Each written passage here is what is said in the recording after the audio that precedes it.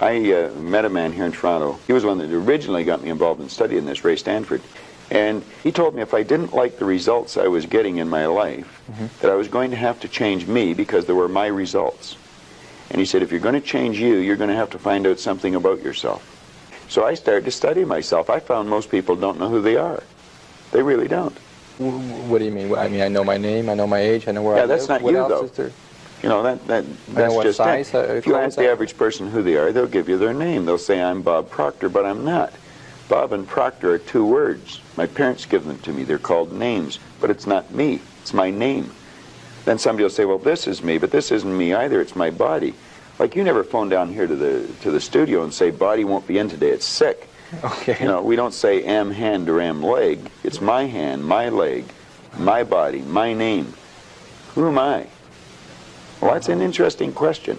And I believe if a person will start to study that and look for the answer, they'll find it. See, I think we live simultaneously on three planes of understanding.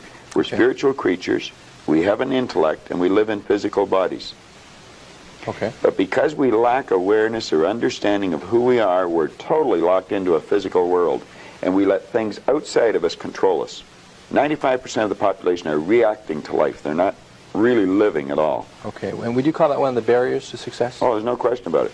Success is a funny word. Nightingale had a great definition for it. He said a person's successful if they know where they are, and they know where they're going, and they're progressively moving in that direction. He said that success was the progressive realization of a worthy ideal. Anyone that has a goal, and they're moving towards it, they're successful. Most people think that you're successful if you have a lot of money. Quite often you have a lot of money if you're successful, but it isn't. I wouldn't say Mother Teresa has a lot of money. Okay. No, but she's a pretty successful lady. I think there's two barriers. One is our conditioning. The conditioning that takes place in our subconscious mind from the time we're infants. All we can do is act and talk like the people around us. That's why we learn the language we learned. If there was 10 languages spoken in our home, we'd learn 10 languages without any trouble. There's usually one, and that's the only one we ever learn. And we grow older and we think, oh, I couldn't learn another language. We could learn 100 if we wanted to. You can do anything. But I think we're conditioned. We have a real strong conditioning, usually with not some very good ideas. That's the barrier that's inside us. The one that's outside of us is our environment. We have a tendency to act like everybody around us. And if you think about this, it doesn't make a lot of sense. Because if you study statistics, 95% of the people live their entire life and never live the way they want to live. You know that 95% of the population in this country, let's say in North America, the richest continent in the history of the world, they'll work productively, let's say for 40 of their 65 years, and they'll end up with hardly any money. Well, there's got to be something wrong. So there's not much. 5% of the people end up financially comfortable or independent. Are you trying to depress us, Bob? Because that's No, actually, I think it's quite an exciting idea, because you see, the idea behind it is that anybody can win. Anyone at all. But if we start studying these statistics, I think we'll arrive at the conclusion, geez, I better start thinking for myself rather than follow everybody. Most people, they get a job, they look around, they see how everybody else is doing their work, and they start doing it the same way.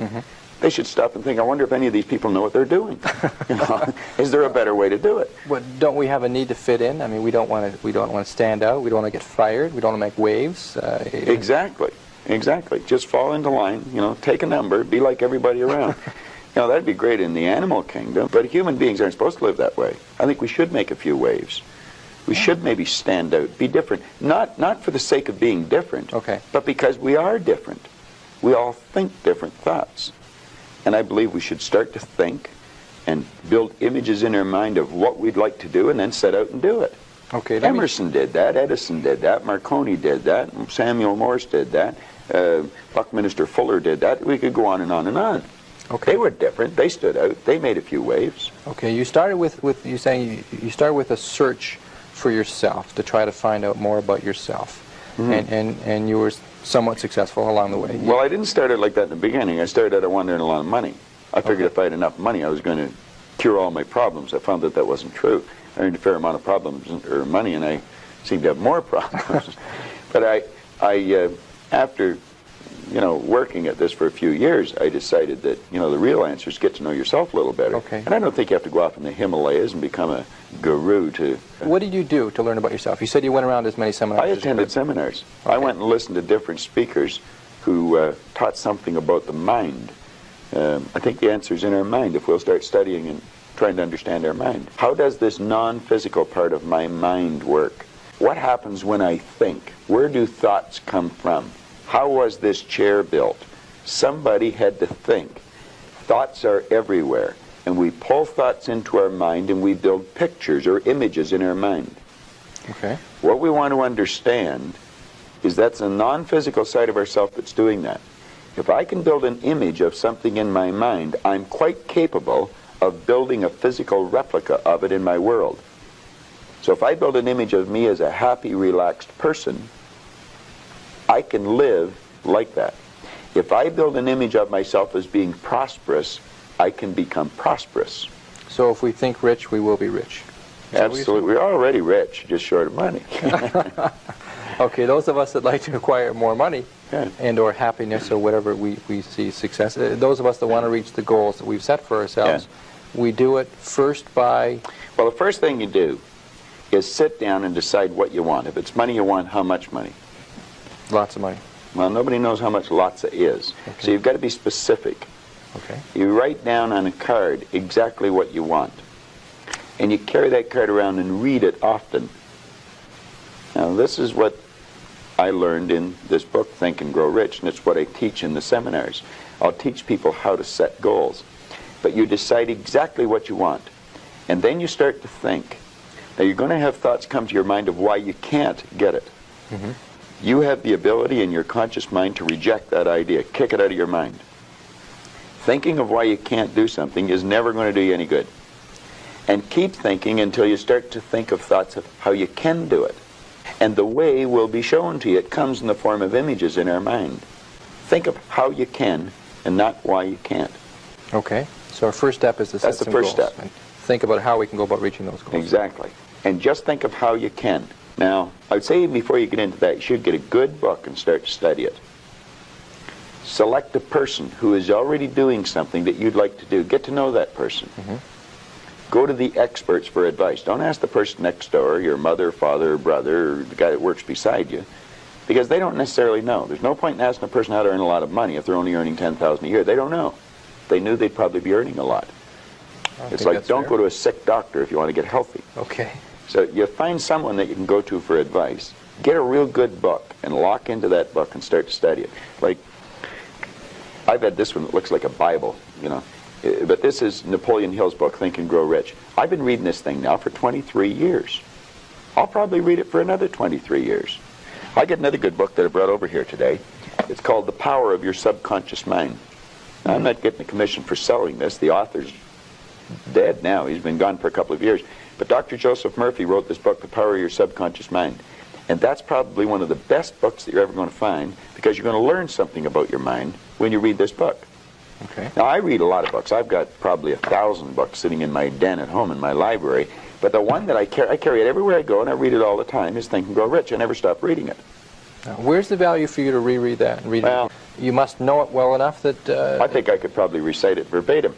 But the secret is, I once read in a book where it said, when you read a good book through the second time, you don't see something in it that you didn't see before. You see something in yourself that wasn't there before. You see, when I read this, I create a greater awareness. Let me just read you one line out of here, 2 lines. Okay. Hill said, the missing link in all systems of education known to civilization today may be found in the failure of educational institutions to teach students how to organize and use knowledge after they acquire it. He went on to say that we should understand the real meaning of the word educate. It's not going to a brick and mortar edifice for 25 years. Okay. That's gathering information. You'll probably develop your memory, but I would question how well you develop your mind. And I'm not against education, because I encourage my children to go to school, as we know it. Now, he said the word education comes from the word educo, meaning to induce, to draw out, or to develop from within. An educated person is not necessarily one who has an abundance of general or specialized knowledge. An educated person is one who has so developed the faculties of their mind that they may acquire anything they want or its equivalent without violating the rights of others. An educated person is the one that knows how to go and get what they want out of life without being selfish. Oh. In sense, a researcher, somebody who knows what they're looking for and knows how to go about finding Well, I think we should forever be involved in research, because learning is a lifelong process. You never stop learning. Education means to draw out from within. We're drawing on an infinite source. We've got deep reservoirs of talent and ability within us. We can learn to do anything. We have phenomenal powers. If we used our body like we used our mind, we'd probably just move our little finger. Okay. We don't exercise our mind enough. No. But we're not taught to. Kids in school should be taught, before the school year ever starts, to sit down. They should be given a blank report card and get them to visualize the marks they want to get and write their own report card. This is before school starts, first week in school. And then the teacher should say, now I want you just to concentrate on how to get that mark, and I don't want you to think of why you can't. And I want you to form the attitude that you're going to get it. Now some people say that's not being realistic. That's being very realistic. That's following the success principles that go back 6,000 years in recorded history. That's how everything was accomplished. It's not engaging in fantasy thinking, in Hell, wishful no. thinking, in daydreaming No. we talk about. No. That's where all greatness comes from. Greatness comes from fantasy. I would imagine that when Edison first saw the light bulb, he was fantasizing. But he kept fantasizing, and he built it into a theory, and then he built it into an image, and then he built it into a fact. You have to have a winning attitude, though, Tom. Okay, so your suggestion is we develop a winning attitude. Absolutely. Can you define that for me, first of all? What is a winning attitude? Well, if we can understand, let me digress for a second. The whole universe operates by laws, and there's a law of opposites. It's called the law of polarity. Everything has its opposite. There's a right and a left side. There's a front and a back, an up and a down, a hot and a cold, positive and negative, yin the yang. You can think negative or you can think positive, but you can't think both at the same time. You're only going to think one way at one time. And we have to train our mind to think or look for the positive or the good in things. There's good in everything. There's no such thing as no good. Car broke down on the way over to the station. There's something good about it. There's something good about it. Now, you may have to look to find out what it is. Okay. But there's something good in everything. There has to be a positive and a negative for anything to exist. But once we understand that there's this law of opposites, there's negative thoughts or positive thoughts. As the thought energy flows into our mind, we decide what we're going to think. A person's out of work. They can decide to think, I can't find a job, but they can decide to think, I can. If they're thinking, I'm going to find one, then they'll start attracting a train of thought to them, figuring out how to find it. Attitude should be taught as a subject in school ahead of reading, writing, arithmetic, or anything else. Because it's a person's attitude that's going to determine the marks they get. You've got to get the winning attitude. You've got to set a goal. Then you have to work on self-image. Every one of us has an image in our mind of ourself, and it's called a self-image. Too many people don't know much about themselves, and so they don't have a very good image of themselves. And you'll often notice that people will shy away from you. They won't look you in the eye. They'll look down or look up. They'll never try to do anything of any great consequence because they don't think they can. They have a poor self-image. Okay. Part of that is because through school we're told about what we don't do well. We failed here, we had low grades, or that we could only be part got of it. 60% Yeah. or whatever. Okay. Yeah. But yes, if we're told we're not very good, you're just like your dad, you know, you're a bum, you're never going to do well, you didn't go to school, you can't win. That's all false. We can do anything.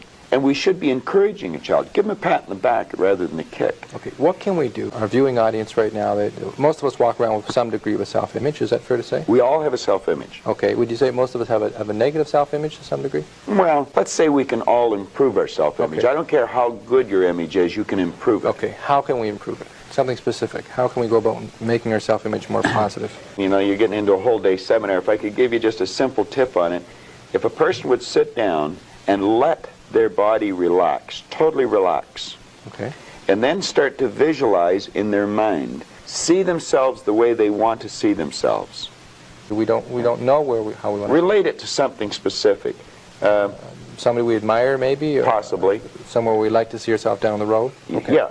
See how you'd like to live your life. See yourself living it that way. Okay. Now, understand that that's a picture in your mind. When you pick up a book, the book is nothing but a picture that an author has painted in words. Van Gogh, the great artist, was asked one time how he did such beautiful work. He said, I dream my painting, and then I paint my dream. They get the picture in the mind and then paint it on the wall or on the canvas. Well, if we would relax and build the image in our mind of how we'd like to see ourselves, how we'd like to see ourselves acting in life, relating to other people, our social life, see ourselves in the position we hold, or how we make our sales presentations if we happen to be in selling or something, and then take that picture and describe it, write it out in the present tense. I am so happy now that I see myself, and write it out. Now, a lot of people will laugh at this and say, that doesn't make any sense. It makes a lot of sense. They can't tell you why it doesn't. I could spend hours telling you why it does, and I could explain it in such detail that everyone would understand it. But write out a description of how you'd like to see yourself. Start to read it, and read it, and read it, and read it every day. Carry it around and keep reading it. The one point that all the great teachers, all down through history, have all agreed on, they've been in complete unanimous agreement on it, we become what we think about. Now, it may be fantasy at first, it might even appear to us as being a lie. But if you read it often enough, you'll start to believe it. You will see the person's personality change. I watch people in the seminars, personality change right in front of my eyes. And all they're doing is starting to see themselves different. They're starting to think different thoughts. So our thoughts control our actions? No, our thoughts control our feelings. Okay. Our feelings control our actions. All right. And we control our thoughts? Absolutely. Or we can control our thoughts? We can control our thoughts, yes.